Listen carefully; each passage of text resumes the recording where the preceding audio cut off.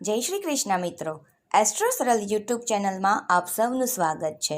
પવિત્ર પુરુષોત્તમ માસ નિમિત્તે આપણે યુટ્યુબ ચેનલ દ્વારા હરરોજ એક અધ્યાય અને વાર્તા મૂકીએ છીએ. તો આજે 20મો અધ્યાય છે, જેમાં આપણે વાત કરવામાં આવશે પાવન પુરુષોત્તમ માસનું પવિત્ર વ્રતની.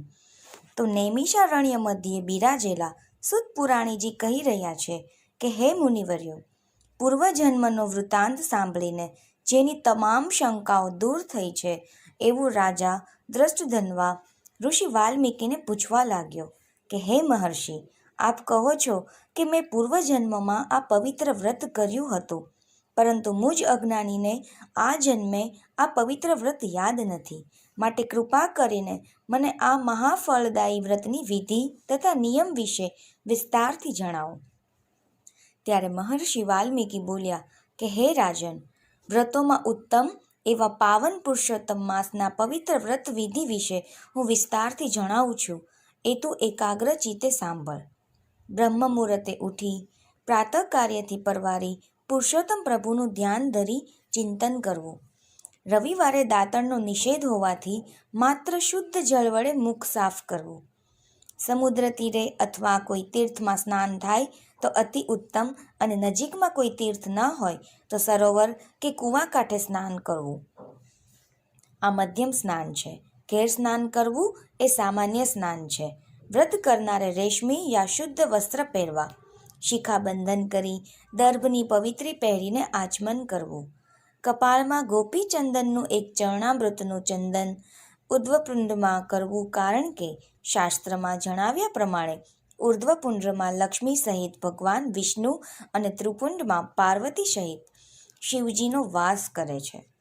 ત્યારબાદ ભગવાન વિષ્ણુના ચારે આયુધો શંખ, ચક્ર, ગદા અને પદ્મ ધારણ કરવા. તેનાથી પાપોનો ક્ષય થાય છે. હે રાજન, ત્યારબાદ પ્રાણાયામ કરી સંધ્યા કરવી, જપ કરવા, સૂર્યને નમસ્કાર કરી ગાયત્રી મંત્રનું ધ્યાન કરવું. આ બધી વિધિ પ્રાતકાળની છે. આ બધું કર્યા પછી જ પાવન પુરુષોત્તમ પ્રભુની પૂજાનો આરંભ કરવો. જ્યાં આસન કરવાનું હોય ત્યાં છાણનું લીંપણ કરી ચતુષ્કોણ મંડળ બનાવવું. તેના પર અક્ષતનું અષ્ટદલ બનાવવું. તેના પર સોનાનો, રૂપાનો, ત્રાંબાનો કે માટીનો છિદ્ર વગરનો કળશ સ્થાપિત કરવો.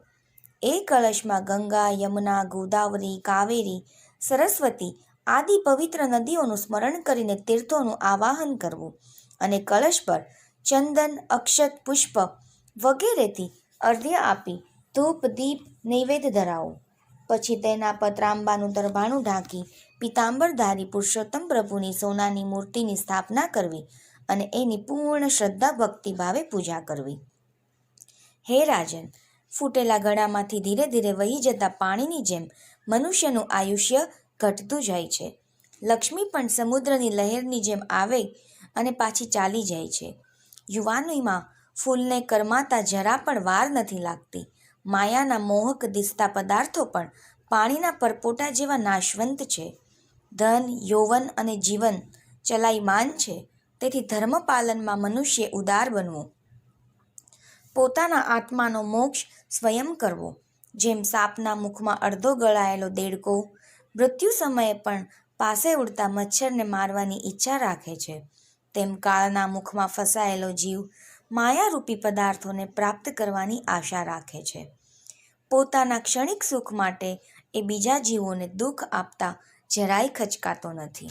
ધન અને ધર્મને સાથે રાખવા કઠિન છે. ધન હોય એનું ચિત્ત ધર્મમાં ચોંટતું નથી. ધર્મમાં ચિત્ત હોય અને ધન તુચ્છ લાગે છે. ધન અને ધર્મનો સંયોગ થાય ત્યારે સુપુત્ર પ્રાપ્ત થતો નથી.